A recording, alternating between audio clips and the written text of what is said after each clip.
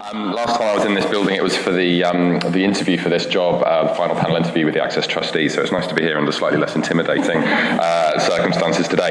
So I know what you're all thinking. Here's another person to come up on a stage and tell you that social investment is the answer to the sector's funding challenges.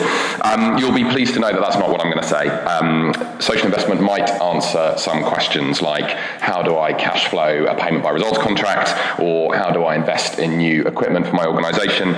But it is clearly not the answer to fundamental questions around how we transform the financial models, the business models of our local voluntary sector.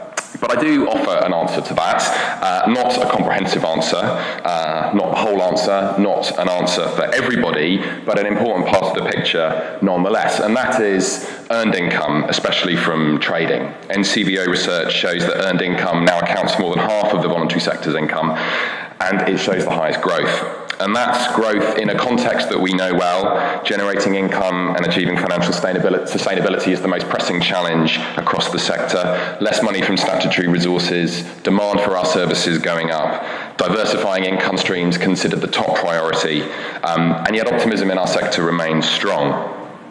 So if growing trading income is a big part of the picture, where does it come from? Well, it might come from individuals, from fees paid for services or from membership. It may come from government via contracts, as we think about an enterprising mindset for that. Or it may come from other voluntary organisations or selling to the private sector.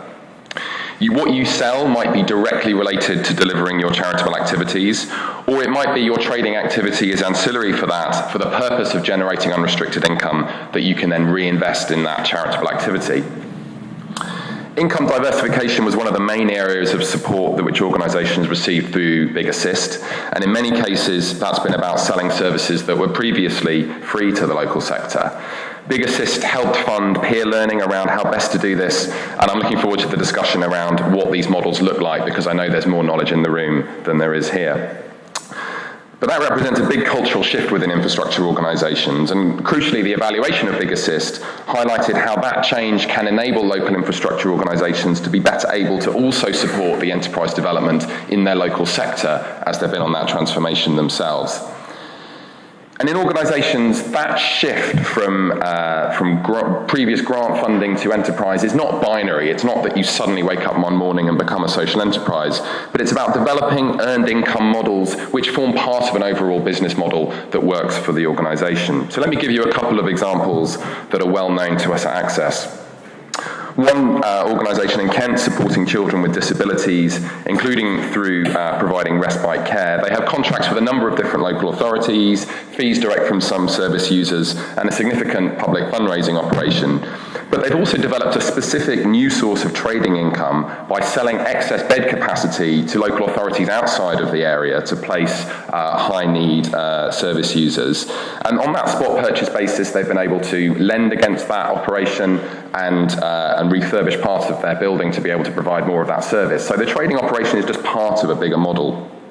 Another organisation in Oldham provides training to frontline workers in the public sector using therapeutic techniques working with troubled client groups. That activity earns them a surplus which they can then reinvest into providing free affordable therapy to children and young people in local schools. So how do you start this journey? What are some of the immediate questions we need to be thinking about?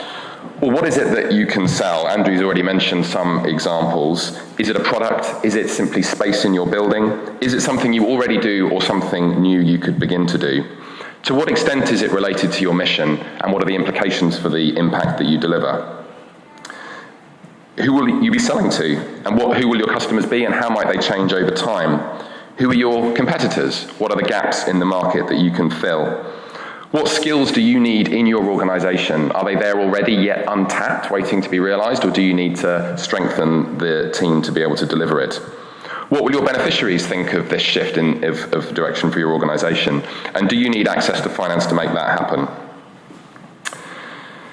I'm on a campaign to change social enterprise from a noun to a verb, because I think charities have been doing social enterprise for decades, and many of you are already trading and perhaps not even thinking of it in those terms.